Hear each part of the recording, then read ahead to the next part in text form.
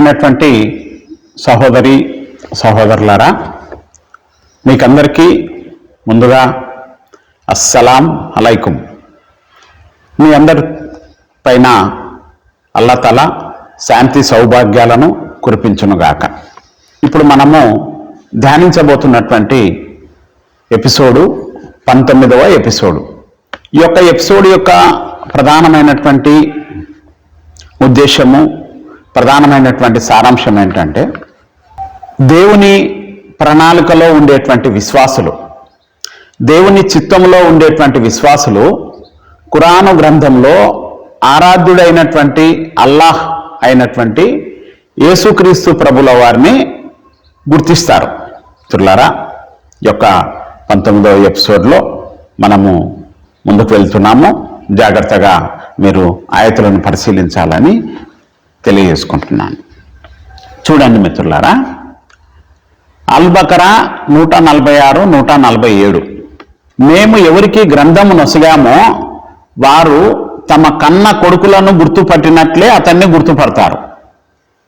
వారిలోని ఒక సమూహము సత్యాన్ని గుర్తించి కూడా దాన్ని కప్పిపుచ్చుతుంది. అయితే ఇది నీ ప్రభు తరపు నుంచి వచ్చినటువంటి సత్యము, నీవు మాత్రము సంశయాల్లో ఊగిసలాడే వారి సరసన చేరకు. చూడండి మిత్రులారా, ఇక్కడ ఏమంటున్నాడు అల్లాహ్ తఆలా, ఓ ప్రవక్త,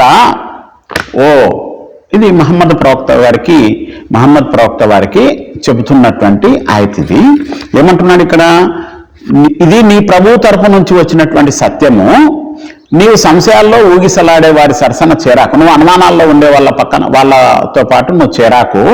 ఇది నీ ప్రభు తరపు నుంచి వచ్చిన సత్యం. ఏదది? మేము ఎవరికి గ్రంథము నొసగామో తమ కన్న కొడుకులను గుర్తుపట్టినట్లే అతన్ని గుర్తుపడతారంట. ఎవరో ఒక వ్యక్తి ఉన్నారు, అతన్ని గుర్తుపడతారు. ఎవరు గుర్తుపడతారు? విశ్వాసులు గుర్తుపడతారు. ఏంది? ఎట్లా గుర్తుపడతారు? కన్న కొడుకులను, అంటే కన్న సంతానాన్ని ఏ విధంగా గుర్తుపడతారో ఆ విధంగా అతన్ని గుర్తుపడతారని ఇక్కడ ఉంది. ఎవరిని అంటే సత్యము అనే పేరు కలిగి ఖురాను గ్రంథంలో సత్యము అనేటువంటి పేరుతో పిలువబడినటువంటి వ్యక్తి ప్రభు అయిన యేసుక్రీస్తు ప్రభుల వారు. ఈ విషయాన్ని మేము ప్రారంభ ఎపిసోడ్లోనే స్పష్టంగా తెలియపరచడం జరిగింది. దాదాపు 4వ ఎపిసోడ్ మొత్తం దేని గురించే చెప్పడం జరిగింది. సత్యమై ఉన్నటువంటి దేవుడు, ఖురాను గ్రంథంలో సత్యము అని పేరు పెట్టబడినటువంటి దేవుడు, ఖురాను గ్రంథంలో సత్యవాక్కు అని పేరు పెట్టబడినటువంటి దేవుడు ఎవరైతే యేసుక్రీస్తు ప్రభుల వారు ఉన్నారో, 4వ ఎపిసోడును మీరు గనక పరిశీలించినట్లయితే స్పష్టంగా క్షుణ్ణంగా మనకి సత్యము అని పేరు పెట్టబడినటువంటి దేవుడు ఎవరైనా అర్థమవుతుంది. ఇక్కడ అదే చెప్తున్నాడు. ఇక్కడ మేము ఎవరికి గ్రంథము నొసగామో వాళ్ళు తమ కన్న సంతానాన్ని లేదా కన్న కొడుకులను గుర్తుపట్టినట్లు అతను గుర్తుపడతారు. ఎవరిని? సత్యము అని పేరు పెట్టబడినటువంటి యేసు ప్రభుల వారిని గుర్తుపడతారు. వారిలోని ఒక సమూహము, అంటే కొంతమంది సత్యాన్ని గుర్తించి కూడా దాన్ని కప్పిపుచ్చుతారు అనేటువంటి మాటని ఇక్కడ చూస్తున్నాం. అయితే ఏదైతే ఈ సత్యము అనబడింది ఏదైతే ఉందో దానికి మనం 147వ వచనంలో ఇది నీ ప్రభువు తరపు నుంచి వచ్చినటువంటి సత్యము, అంటే ఇది అల్లాహ్ తరపు నుంచి వచ్చినటువంటి, ఈ భూమి మీదికి 2000 సంవత్సరాల క్రితము ఈ భూమి మీదికి నరావతారిగా వచ్చినటువంటి సత్యమై ఉన్నటువంటి దేవుడు నరావతారిగా వచ్చినటువంటి విషయాన్ని ఇక్కడ మనకు ఈ గ్రంథంలో మాట్లాడుతున్న అల్లాహ్ తఆలా ప్రవక్త వారికి తెలియజేస్తున్నటువంటి విషయాన్ని మనం చూస్తున్నాం. ఇది మ్యాటర్. అయితే నీవు అనుమానపడేటోళ్ళలో చేరాకు. ఏంది? అతన్ని గుర్తుపడతారు. ఎవరు గుర్తుపడతారు? దేవుని ప్రణాళికలో ఉండేటువంటి విశ్వాసులు, ఆయన చిత్తంలో ఉండే విశ్వాసులు. నెక్స్ట్ ఇంకొక ఆయత్ కూడా మనం చూద్దాము మిత్రులారా. చూడండి, అల్-అనామ్ 19-20 ఆయతులను గనక మనం చూసినట్లయితే 20వ వచనాన్ని చదువుతున్నాను. ఎవరికైతే మేము గ్రంథము నొసిగి ఉన్నామో వారు తమ కన్న కొడుకులను గుర్తుపట్టినట్లే అతన్ని గుర్తుపడతారు. ఎవరిని? ఆ సత్యమై ఉన్నటువంటి వ్యక్తిని గుర్తుపడతారు. ఆ సత్యమై ఉండి ఈ భూమి మీదకి 33.5 సంవత్సరాలు ఈ భూమి మీద ప్రవక్తగా పనిచేసినటువంటి ఆ వ్యక్తిని గుర్తుపడతారు. ప్రవక్తను అనేటువంటి మాట కూడా మనకు కొన్ని ట్రాన్స్లేషన్స్ లో ఉంది. ఏ ప్రవక్తను? సత్యమై ఉన్న దేవుడు భూమి మీద ప్రవక్తగా జీవించినటువంటి వ్యక్తి. సత్యమై ఉన్న దేవుడు ఈ భూమి మీద 2000 సంవత్సరాల క్రితము ప్రవక్తగా జీవించినటువంటి, ఒక నరావతారిగా జీవించినటువంటి ఆ వ్యక్తిని, ఆ ప్రవక్తను, అతన్ని గుర్తుపడతారు. ఎవరు గుర్తుపడతారు? దేవుని చిత్తంలో ఉండేటువంటి విశ్వాసులు, దేవుని ప్రణాళికలో ఉండేటువంటి విశ్వాసులు ఆయన్ని గుర్తుపడతారు. అందరికీ గుర్తుపట్టడం కష్టము మిత్రులారా. దేవుని ప్రణాళికలో ఉండేటువంటి వ్యక్తులు గుర్తుపడతారు. అయితే తమను తాము, ఇక్కడ మన కంటిన్యూస్గా అదే వచనంలో, అంటే ఇది అల్ ఆనాం 20వ వచనం చదువుతున్నాను. ఎవరికైతే మేము గ్రంథాన్ని నొసిగి ఉన్నామో వారు తమ కన్న కొడుకులను గుర్తుపట్టినట్లే అతన్ని గుర్తుపడతారు. అయితే తమను తాము నష్టంలో పడవేసుకున్న వారు మాత్రము విశ్వసించరు, గుర్తుపట్టలేరు.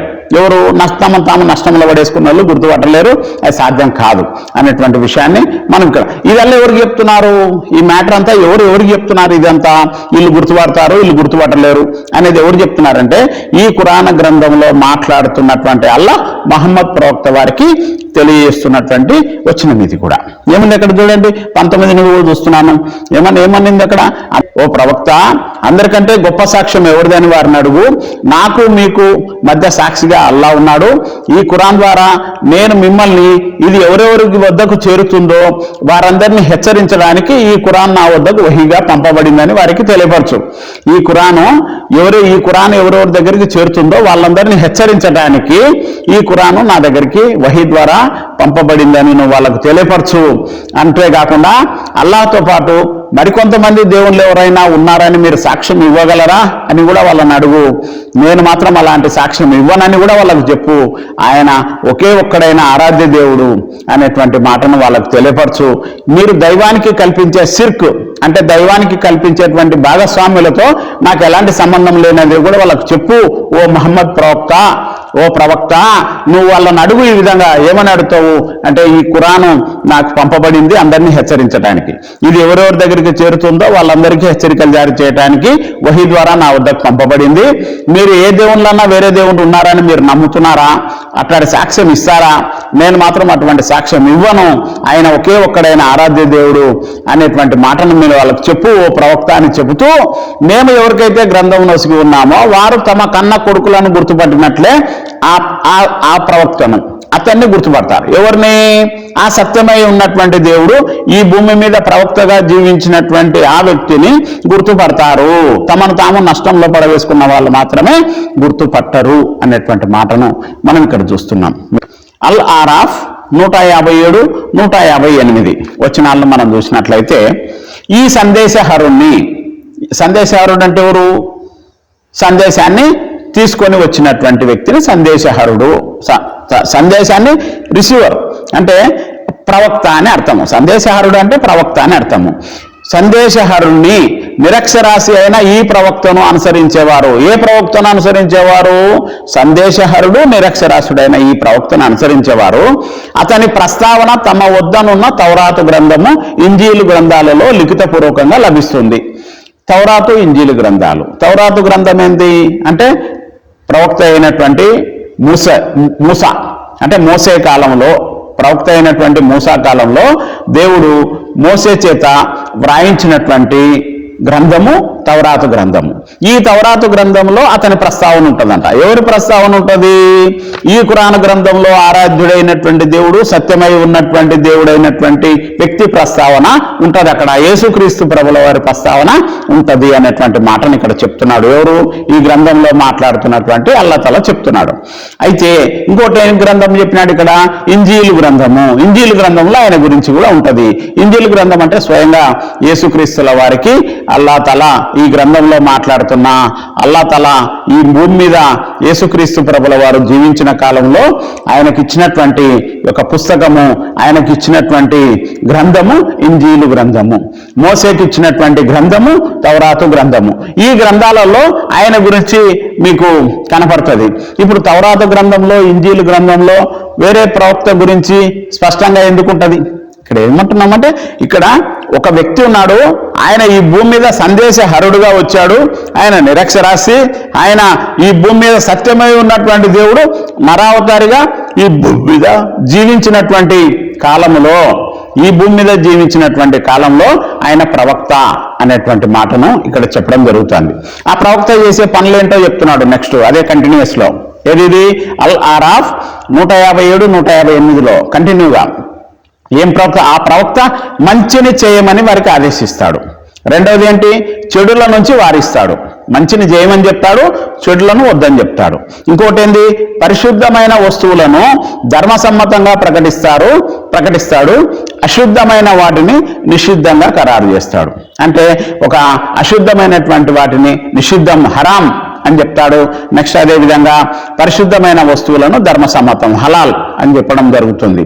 ఇంకొక పాయింట్ కూడా ఉంది అక్కడ, ఏంటి, వారిపైన ఉన్న బరువులను దించుతాడు. అంటే వారిపైన ఉన్న పాపాలను క్షమించే అధికారం ఎవరికి ఉందని ఉంది ఇక్కడ మనకు ఖురాన్ గ్రంథంలో. పాపాలను క్షమించే అధికారము సత్యము అదేను, అల్లాహ్ వారి పాపాలను వారి నుండి తొలగించాడు అనేటువంటి మాటను మనం ఖురాన్ గ్రంథంలో చూస్తాం. అంటే ఎక్కడ చూస్తాం మనము ఇది? చూడండి మిత్రులారా, మనం మహమ్మద్ సూరాలో 2వ వచనము, యథార్థానికి తమ ప్రభు తరపు నుంచి వచ్చిన సత్యం అదే, అల్లాహ్ వారి పాపాలను వారి నుంచి దూరం చేశాడు. ఏంది ఆ సత్యము అనేటువంటి అల్లాహ్ వారి పాపాలను వాళ్ళ నుంచి దూరం చేశాడు. ఇక్కడ అదే అంటున్నాడు. ఏమంటున్నాడు ఇక్కడ? వారి బరువులను, వారిపై ఉన్న బరువులను దించుతాడు, వారికి వేయబడి ఉన్న సంఖ్యలను విప్పుతాడు, సంఖ్యలను కూడా తొలగిస్తాడు.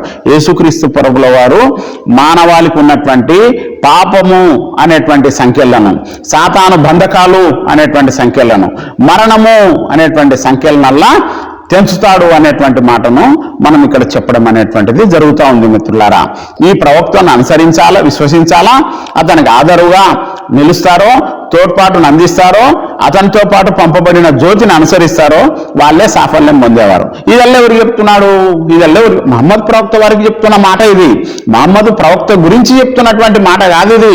ప్రవక్త వారికి ఆ తౌరాతు, ఇంజీలు గ్రంథాలలో ఉండేటువంటి ప్రవక్త గురించి చెప్తున్నటువంటి మాట మిత్రులారా. ఇది బాగా జాగ్రత్తగా మీరు మళ్ళీ ఒకసారి చదవండి, మీరు జాగ్రత్తగా అర్థం చేసుకోవాల్సిన అంశం ఇది మిత్రులారా. ఇంకేంటి నెక్స్ట్ అదే దాంట్లో మనం 158 వచనాలను చూసినట్లయితే చూడండి, వాళ్ళకు చెప్పు, ఓ మహమ్మద్, ఓ ప్రజలారా, నేను భూమి ఆకాశాల సామ్రాజ్యానికి అధిపతి అయిన అల్లాహ్ తరపున మీ వద్దకు పంపబడిన ప్రవక్తను. నువ్వు వాళ్ళకు చెప్పు ఈ మాట. ఏమని అంటే, భూమి ఆకాశాలకు సామ్రాజ్యాలకు అధిపతి అయినటువంటి ఆ యొక్క అల్లాహకు సంబంధించినటువంటి ప్రవక్త నేనని నువ్వు చెప్పు. ఆయన తప్ప మరో ఆరాధ్యులు లేడని కూడా నువ్వు వాళ్ళకి చెప్పు. ఆయనే బ్రతికించేవాడు, ఆయనే మరణాన్ని ఇచ్చేవాడు కనుక అల్లాహను విశ్వసించండి.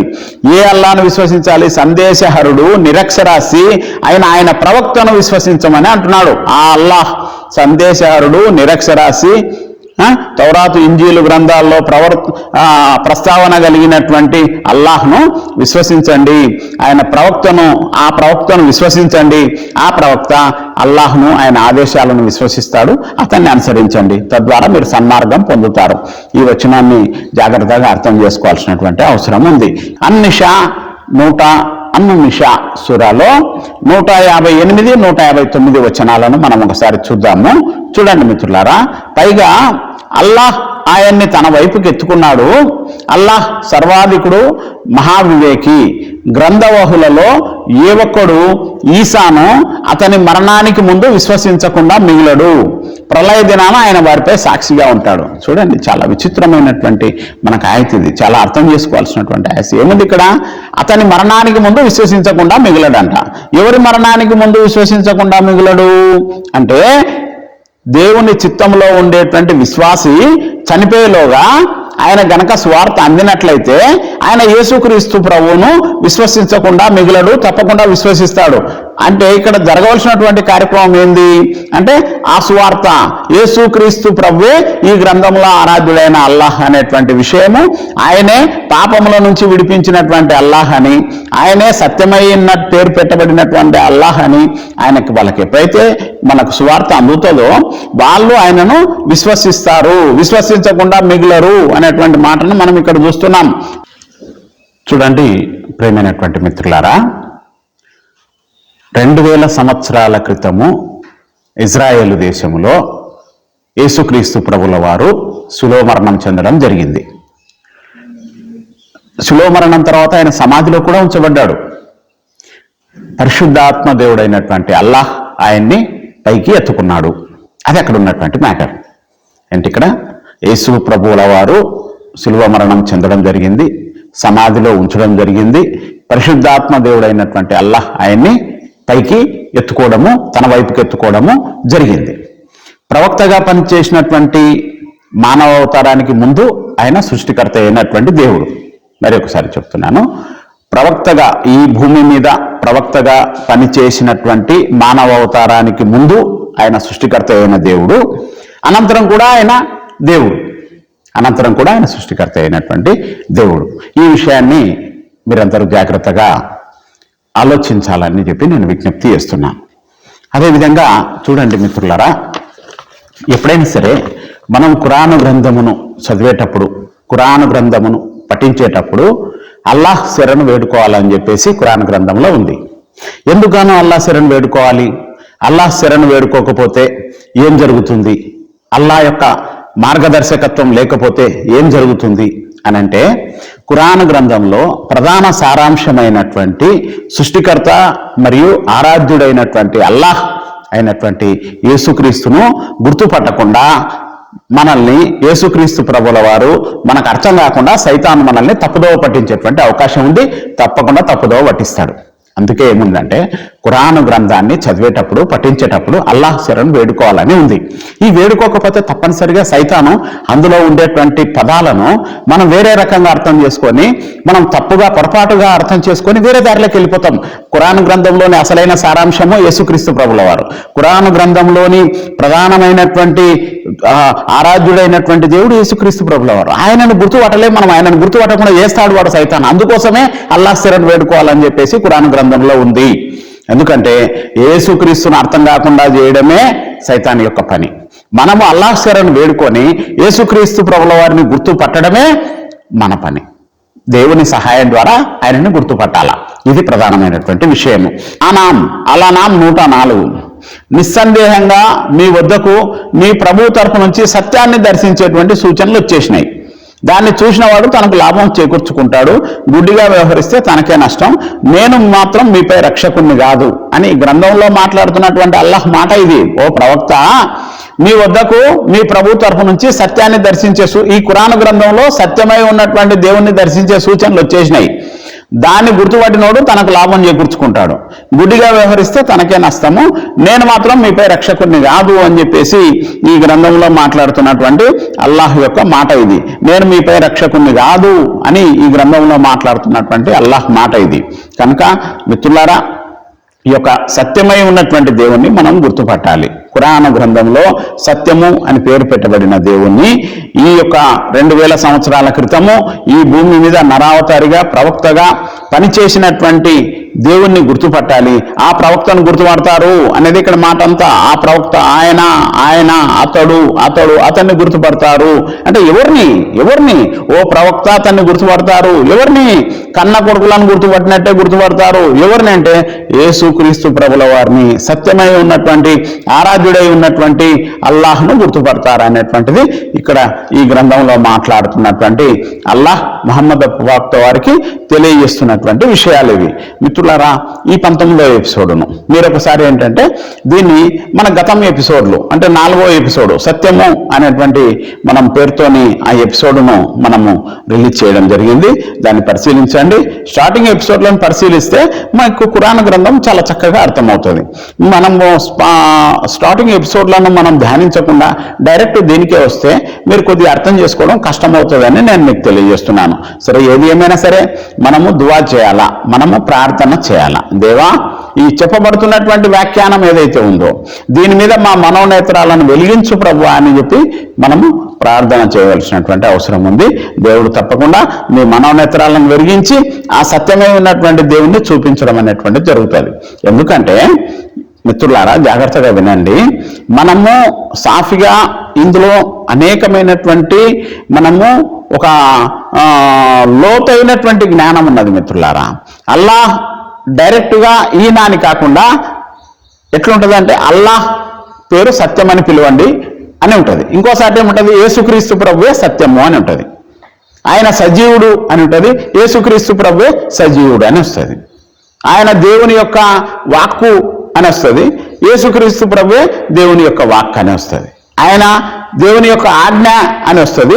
యేసుక్రీస్తు ప్రభువే దేవుని యొక్క ఆజ్ఞ. అంటే ఇట్లా ఇండైరెక్ట్ గా మొత్తం అన్ని వచనాలు కూడా ఆయన వైపుకే తీసుకెళ్తాయి. మనకి ఖురాను గ్రంథంలో ఉండేటువంటి ఆరాధ్యుడైన అల్లాహ్ గురించి ప్రతి వచనం కూడా యేసు ప్రభు దగ్గరికి వెళ్ళి ఆగిపోతుంది. మనం గుర్తుపట్టవలసినటువంటి అవసరము ఉంది. ఈ గుర్తుపట్టాలంటే మానవ జ్ఞానం సరిపోదు. ఈ గుర్తుపట్టాలంటే ఈ లోక సంబంధమైన కన్నులు సరిపోవు. మనోనేత్రాలు వెలిగించబడాలి. ప్రార్థనలో మనము దేవుణ్ణి అడగాలి. తప్పకుండా దేవుడు మనకి ఆ సత్య దర్శనాన్ని చూపించడం అనేటువంటిది జరుగుతుంది మిత్రులారా. కనుక ఈ యొక్క ఎపిసోడును మళ్ళీ ఒకసారి ప్రారంభించి మీరు ధ్యానించండి. మీకు తప్పకుండా దేవుడు మీ మనోనేత్రాలను వెలిగించి ఖురాను గ్రంథంలో సత్యదేవుడు ఆరాధ్యుడైనటువంటి అల్లాహ్ను మీరు గుర్తుపట్టేటువంటి అవకాశం ఉంది. మిత్రులారా, మీ అందరిపైన అల్లా తఆలా శాంతి సౌభాగ్యాలను కురిపించునుగాక. God bless you. వీడియోను లైక్ చేయండి, అనేకులకు షేర్ చేయండి. ఎందుకంటే సత్యమైనటువంటి దేవుణ్ణి అందరూ తెలుసుకోవాల్సిన అవసరం ఉంది. దేవుడు మనల్ని, మన కుటుంబాలను అల్లా తఆలా దీవించి ఆశీర్వదించునుగాక.